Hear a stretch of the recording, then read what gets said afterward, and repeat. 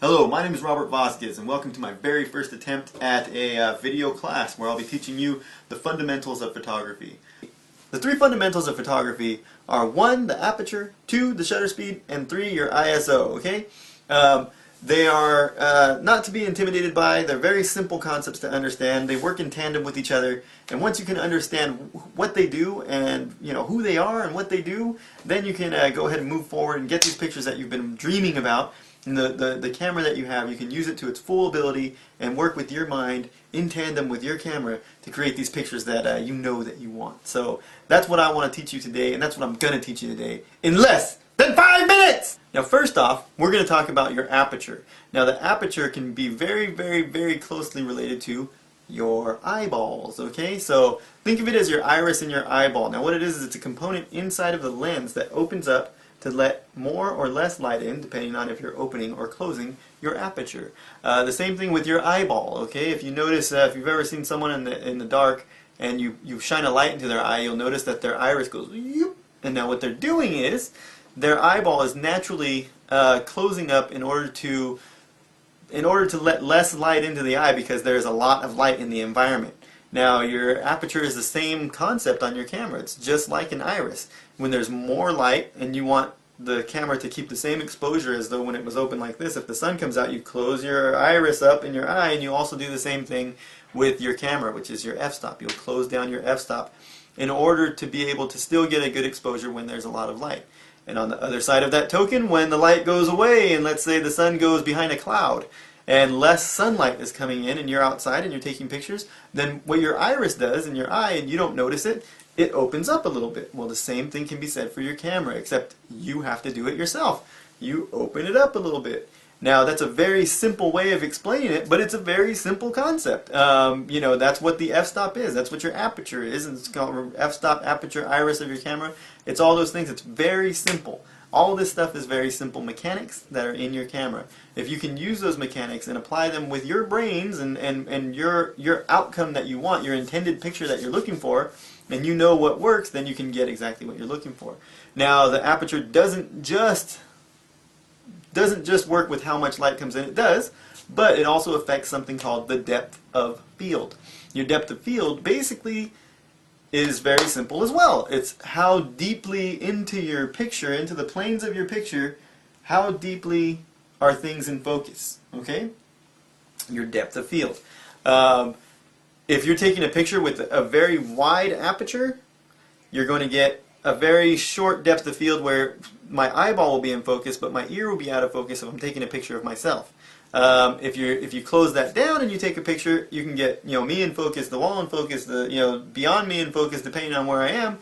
If you're at f/22, so from 1.8, you're going to get this very short depth of field, and you get a very large depth of field at f/22. So that is the two things that aperture affects: the amount of light and your depth of field.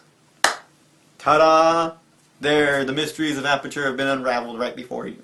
Our second thing, number 2, is shutter speed. Shutter speed controls how much light gets in as well, just as aperture does.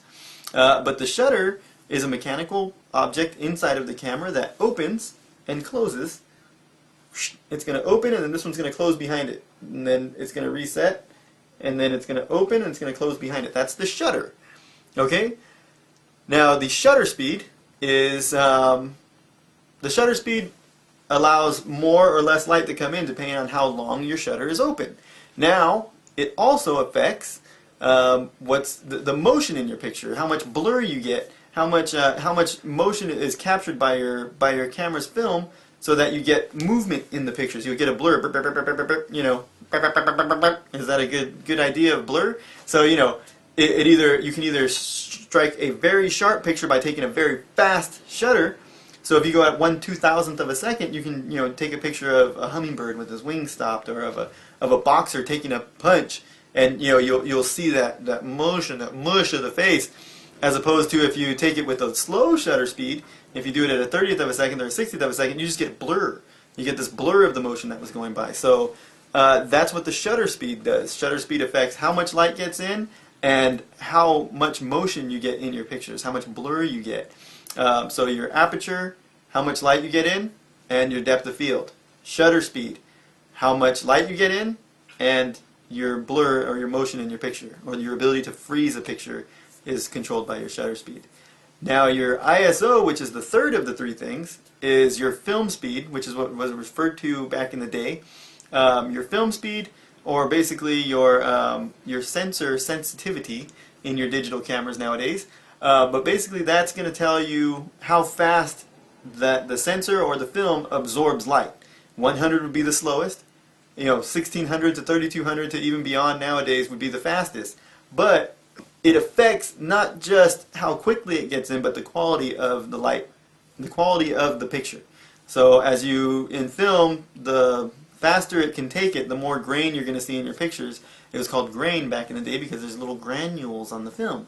Now you're going to get pixelation because it uses pixels. So your pixel technology, basically you're able to do a lot more, a lot faster pictures in low light situations, and you can get these, great low light pictures quicker. But if you zoom in close to the picture on your computer, you're going to see pixelation and color shifts and things of that nature.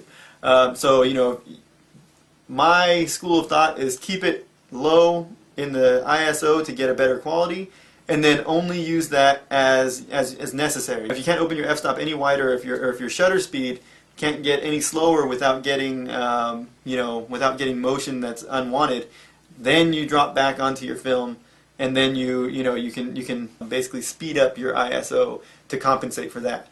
But to each his own. You do what you want to do. I do what I want to do, and we're gonna get the pictures we want to get. But you know what I'm saying, right? You know what I'm saying. You know what I'm saying. All right. Those are the three things. Those are the three keys to photography, to getting a proper exposure. Now, there is a lot more to photography, such as framing and balancing a picture, and especially with the digital age, there's so much more technical jargon. But with what you know right now, you can go out and take pictures that you want, that you've been dreaming of taking, with what you just learned. So if you need to go back, review it, understand it, do it, and you will know what I needed to know back in the day, and what took me a long time to learn. I've tried to teach you in less than 5 minutes. Thanks for watching. I hope it helped out, and let me know what you think. Any comments or suggestions are very welcome. I'll be doing more advanced things as we go on. If you'd like to watch, I'm hoping to do 12 of these this year, one a month. So I might do more, might do less, depending on the reaction I get from this.